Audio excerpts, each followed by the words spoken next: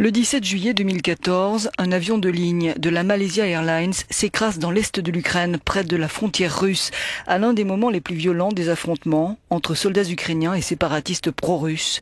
La catastrophe fait 298 morts, dont 193 néerlandais.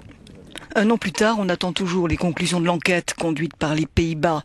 Un premier rapport a été déposé en septembre dernier.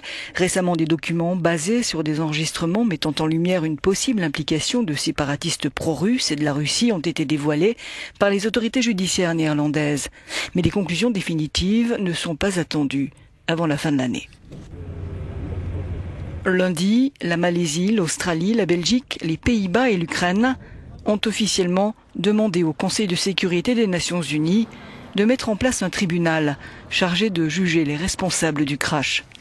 C'est ce qu'a expliqué Gerard van Bohemen. Il souhaite voir mise en place une procédure qui permettra d'établir les responsabilités liées au crash de l'avion. Et je pense que cette question fera l'objet de consultations très intenses ces prochains mois, a-t-il dit.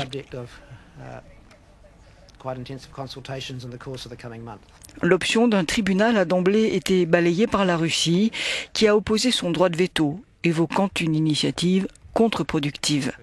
Depuis le début, la Russie et l'Ukraine se rejettent la responsabilité de la catastrophe. Kiev soupçonne les séparatistes d'avoir abattu le Boeing 777 à l'aide d'un missile fourni par la Russie. Moscou nie en bloc et pointe de son côté l'armée ukrainienne. Hier, en tout cas, Igor Strelkov, ex-ministre de la Défense de la République autoproclamée de Donetsk, a été accusé par une cour de Chicago d'avoir orchestré l'attentat contre le MH17 avec la bénédiction du Kremlin.